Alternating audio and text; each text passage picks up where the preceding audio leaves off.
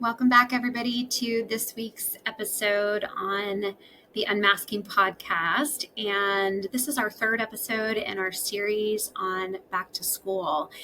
And I thought it would be really cool to have one of my dearest, closest friends on. Her name is Tessa Knickerbocker, and she has a wealth of experience in the middle school and high school years. She's been a middle school and high school teacher. She's been a middle school and high school counselor. She is a parent of a high schooler and a college-age student. And we actually met when our kids were in the first grade, and we've remained close all of these years. It's been a beautiful evolution of a friendship. I truly think of her as one of my sisters. We have had the advantage of walking alongside each other as our kids have gotten older, and our parenting roles have changed throughout the years. And so I really enjoyed this conversation with both Tessa and Sarah. And I'm reminded of the beauty of friendship, the beauty of finding people in your life that help you remove any shame that you've been carrying and can just really help you be your best self.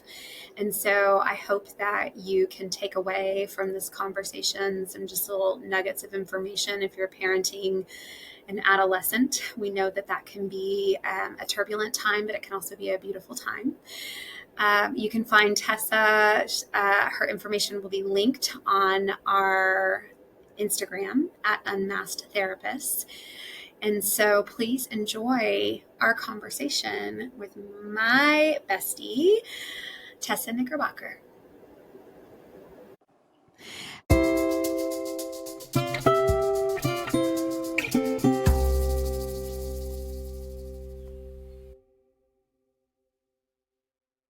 Hello, everybody. Welcome back to Unmasked with Cindy and Sarah. We are so glad this week to have Tessa Knickerbocker with us. And Tessa, I'm just going to introduce her as organically as I possibly can. She is my other sister from another mister, and you're going to learn all about that and how we know each other, her background. And so we're just really grateful that she agreed to come on for this second episode in our back to school series. So Tessa, where do we begin? Let's just go ahead and get started. Thanks for coming on. Oh, thanks for having me. Yes. One of the reasons why I wanted to have you on is I feel like because of your background, you are a perfect fit for leading into our series on adolescence. Last week, we had our friend and fellow LPC on, Kathy Rojas. She talked a little bit about really kind of neurodivergence, the elementary years. She has a son that's in elementary school. And so we're kind of naturally progressing into the lifespan. This week is a focus on adolescence. And so Tessa, welcome. And why don't we just jump right in? And if you could tell us a little bit about your background, so career path, where did you start before where you are now? Yeah. Okay. So, I feel like so many women on this podcast, I started out in education. So I started in education in 2006, and and I started in the high school, at the high school level, and I was a special education teacher. I taught like a resource English class. Loved that. But what I found is that I really loved connecting with the kids on like a social emotional level. And like at the high school level, I loved talking to them about college, and I loved talking to them about so many big life transitions are going on during that time. So in 2009, I went back to school to get my master's in counseling. And at that point, we had two little ones. My husband was coaching. And so I wanted to stay in the school setting because I wanted my schedule to be the same as theirs. And but I think Kathy said this too. The program that I was doing had the option where you could add some classes on. I remember my advisor was like, "Do you want to add on classes to be an LPC?" And I was like, "What?" But I loved that as an option. So I ended up doing that, but when I graduated, I lacked like 2 classes, and I thought, oh, I'll take those over the years. I won't be ready to go into that capacity for a while. Mm-hmm. So I continued to teach for a couple of years, not taking those classes along the way like I thought I would, and went into junior high counseling, middle school level. Loved that. Did that for a couple of years, and then we moved from Frisco, which is where I Mm-hmm. met both of you.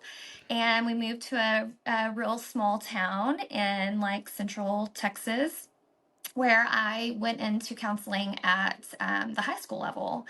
And I was terrified. I thought, there is no way that I can help these adult children, So, but then at the end of 2022, I was presented with an opportunity to help open a practice in our area, because there isn't access to mental health services unless you drive like an hour or 45 minutes. Mm-hmm. So I very quickly finished those 2 classes that I did not finish over the course of however many years that was. Took my NCE, and we started Yellow House Therapy for a couple years, and then I went into private practice. So that's what I've been Wow. doing Nice. now. Yeah. That's so cool. And I think from my vantage point, I've had the privilege to witness all of these milestones. In fact, I can remember when you told me that you were going to go back and finish those 2 classes. Well, I remember way back, even before you started as a middle school counselor. So you were still primarily working Mhm. in special ed, right? Was that right? Mhm. Yeah, I was an First? instructional coach. Yeah, That's for right. special That's education. right. Yeah. Yes. Yes. So it's been really cool for me to see Mhm. you take these leaps and decide that, this is where my heart is and I want to get closer to that. And Mhm. this is the population I like to work with. And that's been Yeah. really cool. Yeah. Yeah. Yeah. Very It's really cool. it's really scary to leave the school system and go into private practice. That's terrifying. you know. Yes. Yes. What's been something that has felt kind of eye opening for you moving from that setting? I really like being able to make my own schedule. Hmm. It doesn't feel like coming to work. I know that that probably sounds really cliche, but it doesn't. I always joke with my husband, I'm like, these people keep showing up. Like, I don't know why. But Yes. yeah, so I mean, I love it. I love the people I get to connect with. My clients are truly amazing. Yeah. So And great. yeah, and I think we get with that imposter syndrome too, just being women Hmm. and being in a helping profession of wanting to constantly help all the time. Mhm. And so the thought of that rejection and can I Mhm. do this?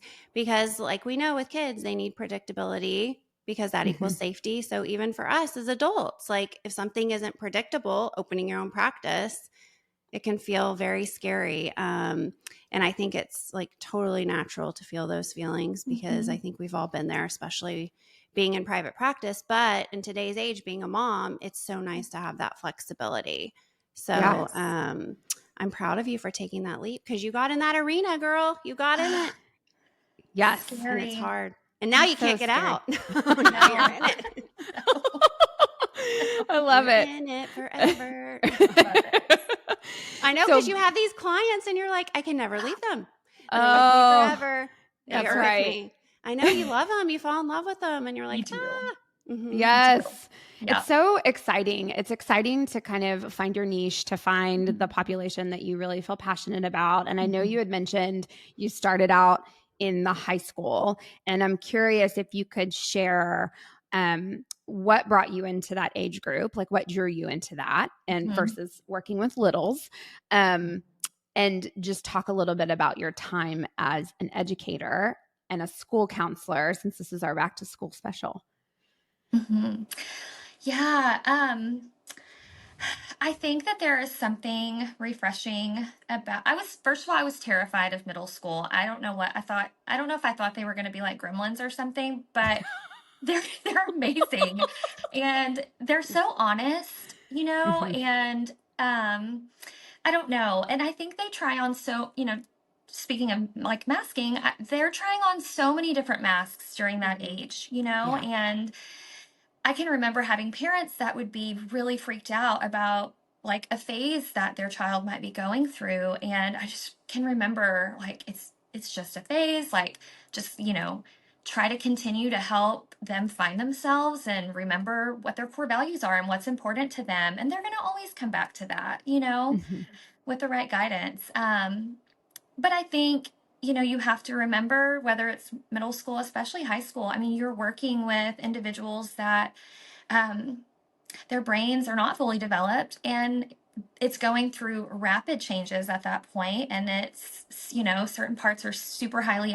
reactive, and so I think we expect them to have it all together, and Yeah. they don't even have the executive functioning skills fully developed to do that, so I think remembering that, um, and I always felt like I had a patience with that, so maybe not at home with my own kids sometimes, but in school It's capacity. always harder with your own. It's always harder. I agree. Right. Yeah. I Yeah. And agree. I think too, because it was interesting, Kathy said she loved the middle school population. That's my favorite as well. Like, I love my littles, but I love 6th to 8th grade. They're just so like sweet and full of life, but they want that autonomy. Right. And so I love hearing that, because I think it's just, like how we used to say middle school, like no one, if you were cute in middle school, you're not a decent person or whatever. Like, everybody has to have those terrible middle school years or whatever. But now it's like, no, like these are sweet, sweet kids trying to figure it out and have all that autonomy, but then still they need you.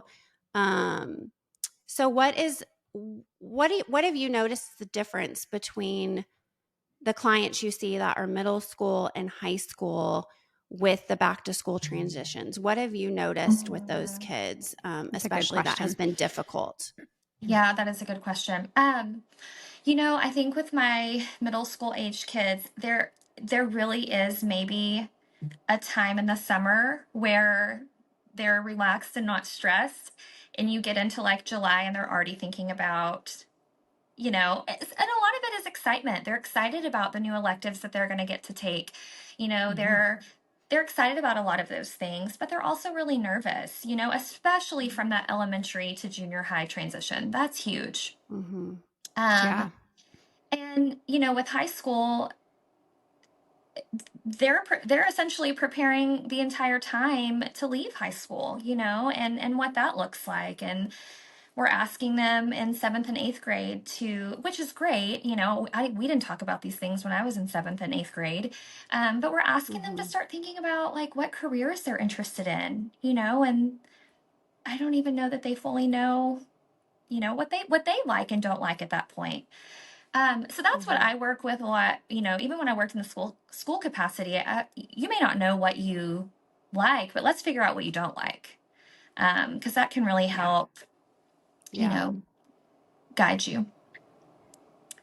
I think going back to kind of the like that executive functioning, those like decision making, planning, organization, risky behaviors. I mean, those are really important to focus on with my clients because that part of their brain is still developing. And so I think they need a lot of guidance in that area. Yeah. And you're so Absolutely. impressionable at that age with friendships. So it's almost when they're younger, they look more towards their parents. But then when they start getting in 6th and 7th grade, you have to worry about who are they friends with? What are they doing at their friend's house? Do we allow sleepovers? Do we allow, them to go to someone's house we barely know? What are they doing? What are they looking at? We might have rules at our house, but they have different expectations.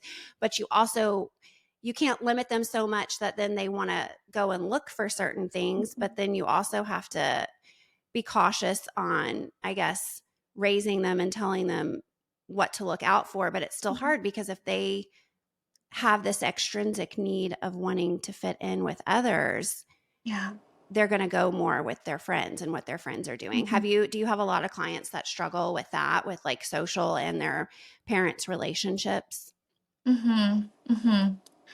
Yes.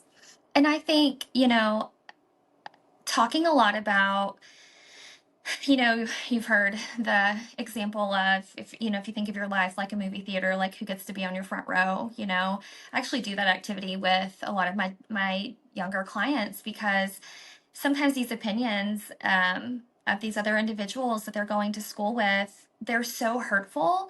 But in the grand scheme of things, helping them understand, like, this is all you know right now, but Mm-hmm. there's a big timeline of your life here, and you're just in this little blip right now, but this is all you know. So these people who, I don't know, might be influencing you in a negative way or saying hurtful things to you, like, would you even let them into your theater?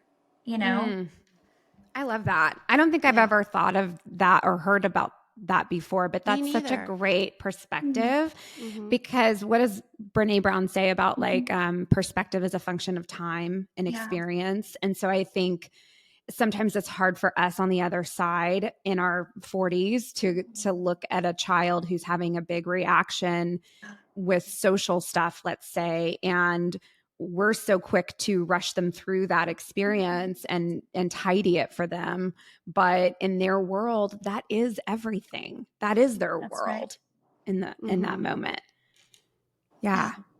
Absolutely. I was curious too, Tessa, you and I have talked a lot about, from an education perspective, that sometimes there can be a disconnect between like the administrative side and the mental health side, because we've always come at it through the lens of, I'm a teacher, so I'm thinking about their mental health and how they're performing in the classroom. I'm a counselor now at the school, and so I know the backstory of some of these kids that are coming to school with behaviors or adjusting poorly, and they're being punished for that, or it's maybe a more punitive approach. And so I was wondering if you could talk a little bit about that from your experience, both as a teacher, but then also in that counselor role. What did you see with that? Yeah, I think you're exactly right. You've got kids that are coming to school and maybe they haven't eaten, maybe it's Monday and they haven't eaten since Friday, since their last, meal at school. If they, Maslow's hierarchy of needs, right? Like, if they don't have their basic needs met, how do we expect them to sit in the classroom and learn these things? I think for me, curiosity over judgment always. Being curious about, hey, this kid's having a big behavior. Surely he or she isn't trying to be disrespectful. Like, there has to be an understory or something, underneath that. And I'm not saying that there aren't kids that maybe push buttons, but I still think there's a function to that behavior, and there's an unmet need. And so I think really creating a safe space for kids, whether that was my office as a counselor, I remember back to my daughter being in junior high, and she was at that point undiagnosed ADHD. She was very gifted, and she really struggled to find where she fit. And there was a teacher who was her GT teacher, actually, and she kind of created a lunch bunch group for them. And that was like huge for Avery, because that gave her a space to be able to go and feel included, and really talk with kids who were like-minded and that she could connect with. And I think that's huge. I mean, they're all trying to figure out who they are, they're have all of these emotions, and there's room for those emotions, and helping them realize that, like, there's room for your big emotions. I love that. Yeah. And I think too, just bringing up with, having more of a neurodivergent child in any setting, whether it be middle school, high school, and that transition, we still have to consider the fact that behaviorally they're a little bit behind. So that can be really difficult too, because, they could be very intelligent, which we know a lot of times kids on the spectrum, kids with ADHD, they actually, are highly intelligent, but because the behavior is still immature, they can struggle with friendships and finding where they fit. And I think that that's a crucial time, in middle school, is there's all these other new kids coming in. You're trying to make friendships with them. You're also trying to figure out who you are as a person. Now we have social media and phones that we have to deal with, that kids have to deal with all the time. And all the expectations of that, because from, like you said, Tessa, from elementary to middle, that is a big leap. Some elementary schools of kids that I see, they don't give any homework. And then others have homework starting in 5th grade. So now these kids have all these classes, all this homework, social media. And on top of it, maybe they do have ADHD and they don't have a 504 in the classroom because they've been missed. And so then they're not getting those needs met. So they just fall further and further and further behind, which then makes them not like school and makes it harder to go to school, which is where you step in, because they come to see you, I'm sure, to talk through a lot of those things. But do you find that the social part of it plays more of a role for the anxiety and mental health struggles, or what are you seeing a lot of in your practice with that? Yes, definitely. The social, where do I fit? But, also, like parenting too, I think a lot of times unintentionally we put a lot of pressure and expectations on our kids, and we forget to ask, what do you need? What do you want? What does support look like for you? We forget to sometimes let them drive, of course, with guidance, but and so there can be a lot of pressure there too. So there's lots of facilitating those conversations, and how can you advocate for yourself, even with your parents. I think that's important. Yeah, that's a good point. And in fact, that kind of leads me into this parenting perspective. And one of the things that you and I have talked about a ton over the years is, how do we support these kids, our own kids, really, from a parenting perspective through the lifespan? Because, Tessa, I'll just share, our youngest kids met in, was it 1st grade? I always screw that up. 1st grade or kinder? 1st grade. Yes. Yes. 1st grade. Okay. Yeah. Yes. Our boys met in 1st grade, became fast friends, which is how Tessa and I actually met. But that is another, I guess, kind of advantage that I feel like I've had, is this person alongside of me to raise our boys through this elementary years to middle school years. And now our boys are in high school. And so from a counseling perspective, but then also from a parenting perspective, what have been some of your challenges, joys? What would you say, to parents who have hit the middle school years and all of a sudden their kid is locking themselves in their room and doesn't want to hang out anymore? And, not that that's everyone's experience, but yeah. Yeah, again, I have to go back to curiosity over judgment. Be curious about what's going on with them. Teach them to be curious about what's going on with them. I was actually talking to our daughter the other day. We talk all the time. And we were talking about, I guess in one of her classes, they were talking about like parenting out of fear versus parenting out of love. And not that if you parent out of fear, you don't love your kids, not that.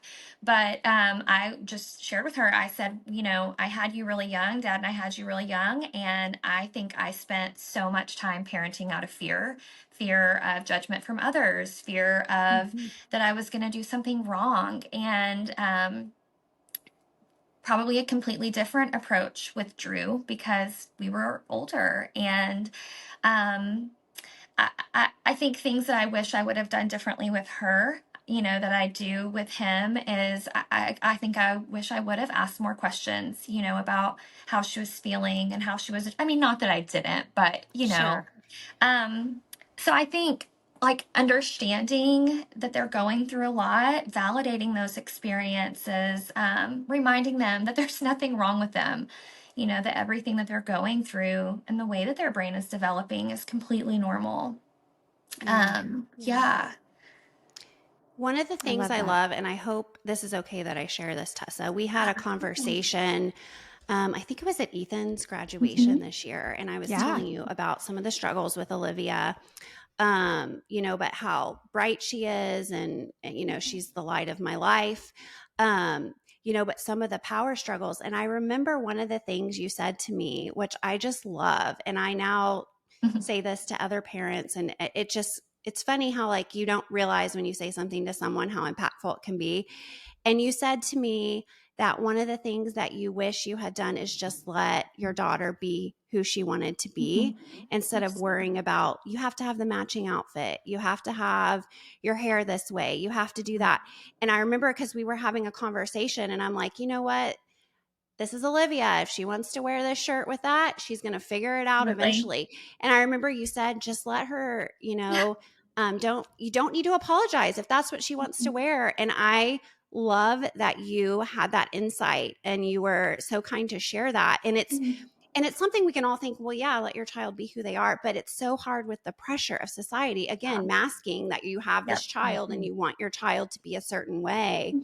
But I loved when you shared that. You're like, I wish sometimes I, just didn't have the battles of, we have to do it like this or we have to do it like that, and just kind of let her be who she is unapologetically. But I also think that stems from us and how we were raised and how we were talked to and how we were supposed to carry ourselves. And I think when we're trying to break the cycle of that, that's where we have that push and pull of, how much should I let this child have? How much should I control? Those kinds of things. But I just remember that was like one of the most insightful things is you're like, just let them be who they are because they're not you. They're just who they are unapologetically.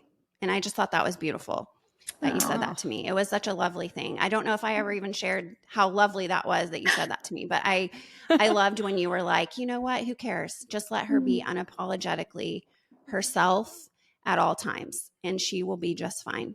Yeah. Ooh, man, that like gives me chills. That because it's so true. I think what we're talking about is shame, and revising those narratives that maybe were ingrained in us. And I mean, again, no disrespect to our parents. We always want to say that our parents definitely did the best that they could with what they had, but knowing it's us not wanting to get in trouble. No disrespect. Please don't come at us. Like, we love you. Please don't get mad. I love it. No. Yeah. Let me just make sure that I put that disclaimer out there, right? Like, I don't want to hurt anyone's. Yeah. I don't want to hurt anyone's feelings. Don't get the wooden spoon. We're all good. The sad spoon is what it was called in my house. Oh. But yeah, I mean, it's true. I think a lot of times, and I don't know for you, Tessa, if you see this a lot, but if I'm working with a child whose parents have brought them in for counseling because behaviors have changed, oftentimes I will be gentle about this, of course, but I will want to know more about what the parenting dynamic is. And 9 times out of 10, there is some residual leftover shame, or there's some of their own narrative that is getting in the way of allowing their own kids to be themselves. And I think that that's come from my own parenting experience, my own therapy. And so I think that's really beautiful, Sarah, what you shared, that, here's Tessa kind of on the other end of the lifespan with her daughter, and she's able to look back and in the rearview mirror and say, oh, I see it differently now. And I wasn't maybe in a place to see it at that time. Yeah. Yeah, because I think Tessa and I were talking and I was telling her how we would go places and I'd be like, oh, she dressed herself, or, really making a point to let people know, like, this wasn't something I chose, or this wasn't, I didn't want the judgment of, is this what her mother's letting her wear out? But now I'm like, who cares? You know what? Who cares? You're going to figure it out. And if you don't, you'll just be a really cool person. Olivia, honestly, she just doesn't care anyway. But it's just so funny because having a child who doesn't care when you're a person who cares so much. Yes. I think that's where it is like, and Tessa and I were having this conversation. It's almost like that child is given to you to teach you something. Like they're there to teach you how to love yourself in a way that you never were capable of doing. Yeah. Because you're so hard on yourself. And I don't know. I think because she was talking about how special Avery, we were just talking about our daughters and how special they were to us, and how proud she is of Avery. Shout out to Avery. Your mom loves you. She speaks so highly of you. But you were telling me all the wonderful things about her and all the insightful things. And what I also love is how you were sharing things. And I know I've shared this on here with my own mother, where my mother has said to me, Sarah, sorry, we put that pressure on you and the family. And I love that you're the same with your daughter, is instead of getting defensive, you're like, let's have a conversation about this. You're right. And this is where this was stemming from for me. And I think that that is the catalyst for these adolescents and high school kids, is just own, the repair with them. It's the repair, because we're all going to do things, but the repair is what matters, and having conversations and respecting their feelings and what they have experienced, on top of still, taking ownership for what maybe you played a role in their childhood. Yeah, for sure. And I think that helps with the relationship. Sorry. I agree. No, I'm sorry. I didn't mean to cut you off there, but I was going to see, Tessa, would you be willing to share a little bit about our conversation that we were having yesterday about this? And you said something beautiful about your parenting now. Do you remember what it was? I do. Yeah. I can look back, and I know when this happened, when I stopped parenting from a place of fear, and I started parenting on my terms. There were things that, and I'm sure, a lot of people can relate to this, but things I would say to my kids, or things that I felt like were so important, and I began questioning, like, why does that even matter? It doesn't matter, and it was just so freeing, and it gave the ability to connect with my kids in a different way, because I wasn't putting so many expectations on myself. I think I was creating like lots of rules and expectations, and it was creating distance between, me and my kids. And she often says Drew has very different rules, and he does, and one, because they're very different, but two, some of those things just aren't important to me anymore, and I don't know that they ever were important. I just thought that that's what I was supposed to be doing. Yeah. No, I love that, man. Those firstborns, we just ask for lots of grace. We just ask for lots of grace and lots of room. And I always remind my college kiddo, like, I have never done this before either. And so thank you for calling me on my own stuff. And I'm really trying. I was sharing yesterday that I've been calling like 15 minutes before his class starts. And he totally caught on to me yesterday and was like, Mom, you can't keep doing this every day. Like, and I was like, God, you're right. I'm like, sorry, hung up. But I've never done this before. And so I think, Tessa, one of the things that I've shared with you is you've helped me over the years move from a place of parenting out of fear, and then just into a space of just letting your kids be who they are. Yeah. And I think that's why it feels so comfortable. Is we don't have to mask anything. We can just show up, and here's my family. Like, here we are, unapologetically, right? And our kids react differently to us, I think, when we give them space to be who they are. They do. Yeah.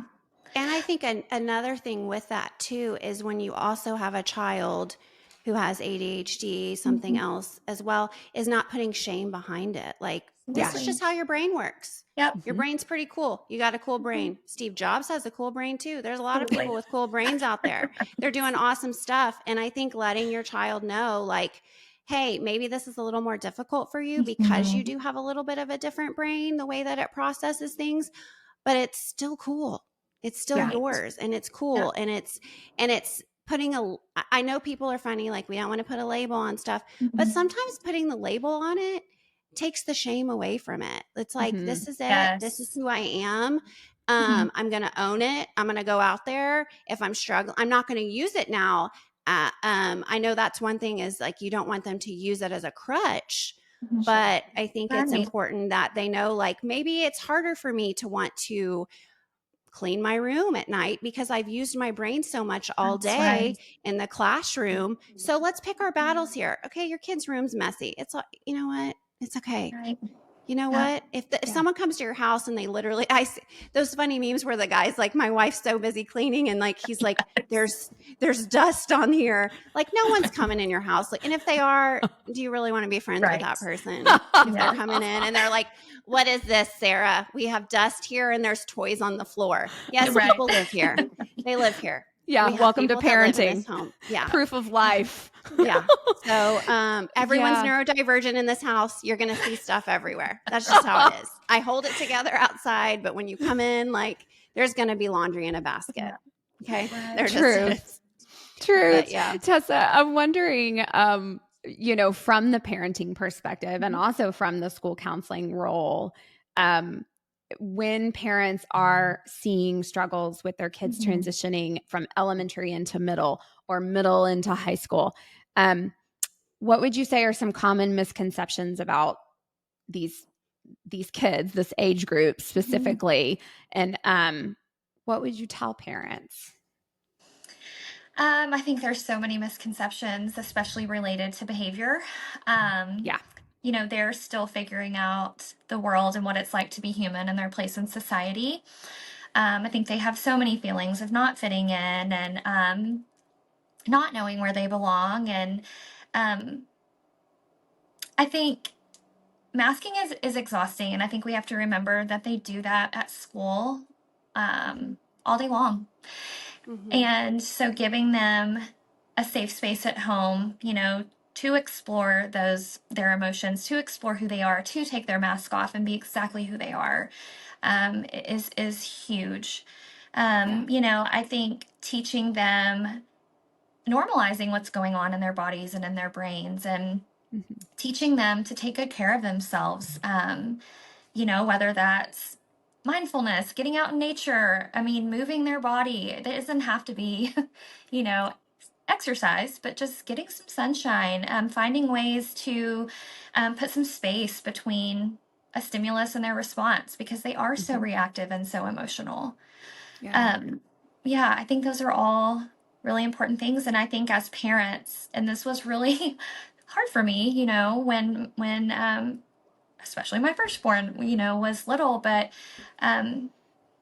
just knowing that if our kid is dysregulated and we're dysregulated, that's not going to solve anything. You know, just because they get reactive doesn't necessarily mean that they're intending to be disrespectful. You know, again, being curious about what's behind that, you know, what's going on, because they may come home and snap at you and it has nothing to do with you. So just giving them that space to explore those things. That's good. So not making it about yourself is what I'm hearing you say, because I think that can be something that feels hard. I mean, I still remember when my elementary kiddo transitioned to middle school and we saw this change almost overnight, but you have to remember there's so many hormonal things going on too. And it is natural for them to want to pull away to a degree because they're trying to experience their own individuation. Sarah, you brought up social media, and Tessa, I want to hear your thoughts about this, because really when kids enter into this middle school, high school era, we know that their friends become their world. The social influences become a lot more important than, let's say, elementary. And some parents will say that they feel like they're losing control as far as the social media aspect goes. Our kids are up against this kind of monster, I guess, and it's not going away. It's not going away. We can't track them every single second of the day. What would you tell parents and maybe your teen clients about social media? Oh, man. I think it's just become such a normal part of their life. I think we have to, like we have to do with ourselves, remind them that what you're seeing on that screen is not necessarily someone's reality. I think we have to teach them, like social media and technology, it's not going away. And so I think that we have to teach them to manage that and how to use it responsibly, because I don't think it's the screen itself or what's behind the screen always that's hurting them. I think if they need to lay in their bed and decompress for an hour and be on their phone, I think that's fine. That's my personal belief, but I mean, we all decompress in different ways. But I think, you know, if you notice that it's becoming a problem with your kid, if that's all they're doing and you feel like they are really withdrawing, maybe going to them and saying, "Hey, I noticed you've been on your phone a lot.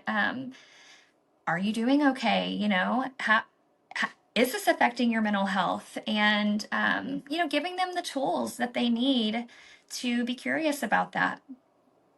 Yeah.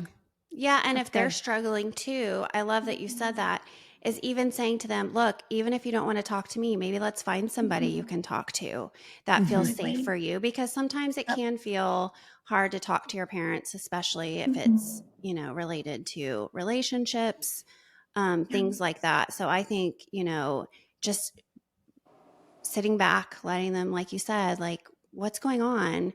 How can I help, or how can I get you help Yep. so you feel like you're in a better place? Because it is Yeah. so tricky now for these kids. It's It so is. tricky.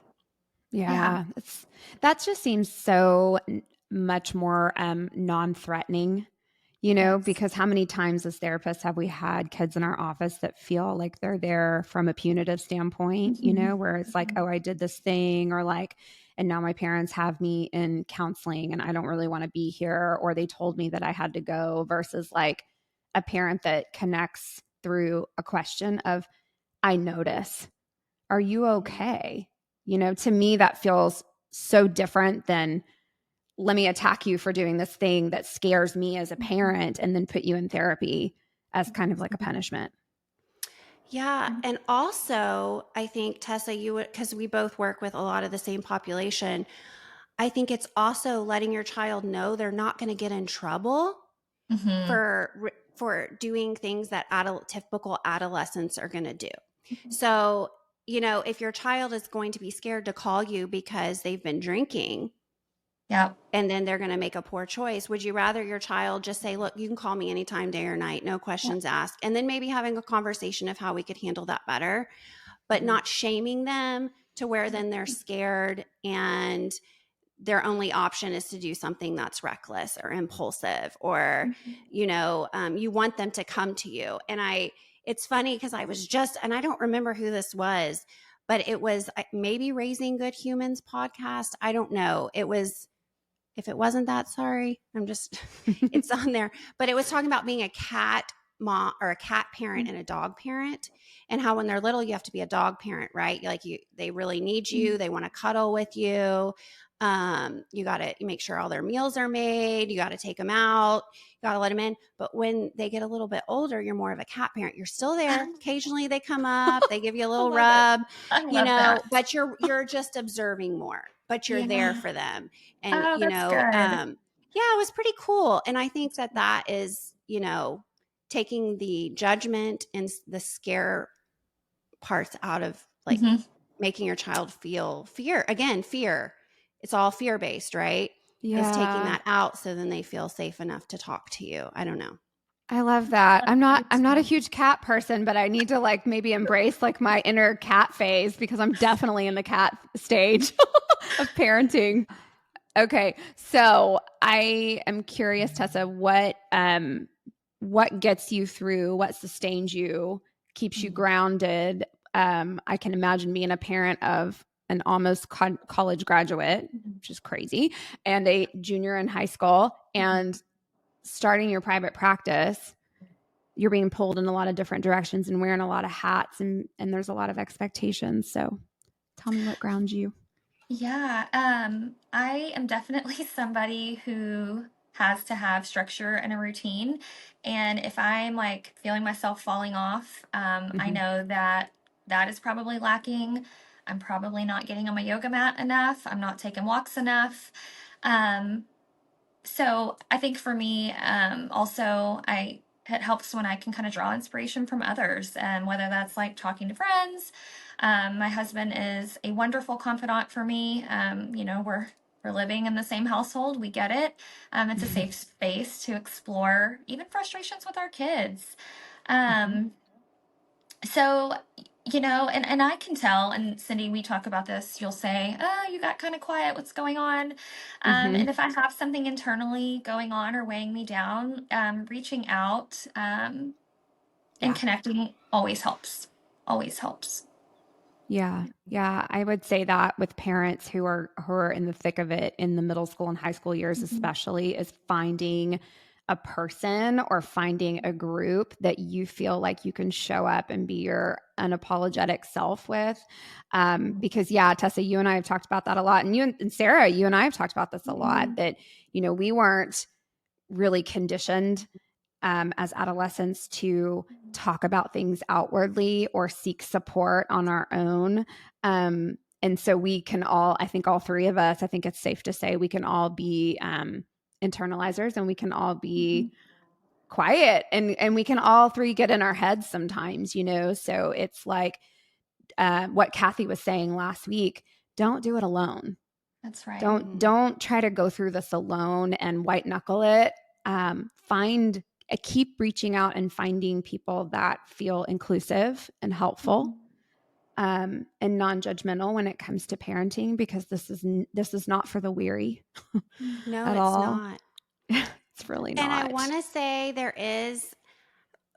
Tessa just made a really good point, and we had this conversation as well, that yes, it's hard in the middle and high school years, but her daughter's about to graduate. And if you do it where you let them be themselves, and you own your stuff as parents, even if it's hard, it's going to be hard. They become your friend.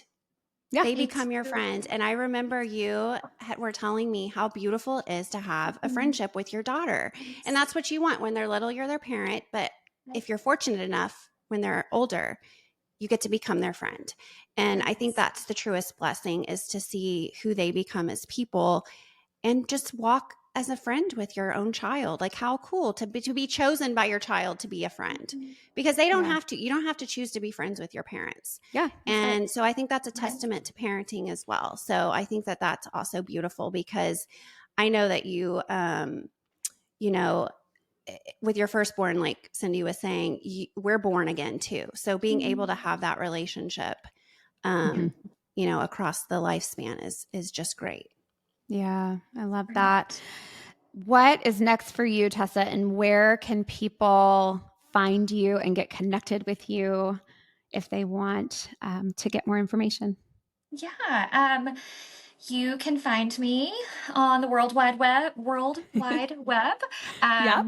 Just searching Tessa Knickerbocker Counseling. I'm also on social media. So if you need someone to connect with, I would love to do that. And we'll link all of your stuff as well. We will. Tessa is her practice is in San Angelo. It's too far for me, but it's good for you. On the way to Lubbock. On the way to Lubbock. That's right. Guns up.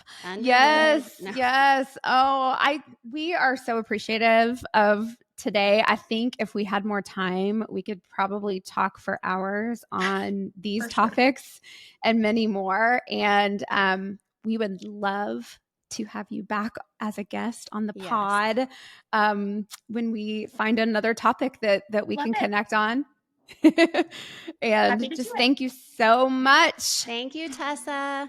See you soon. All Bye. Right. Bye.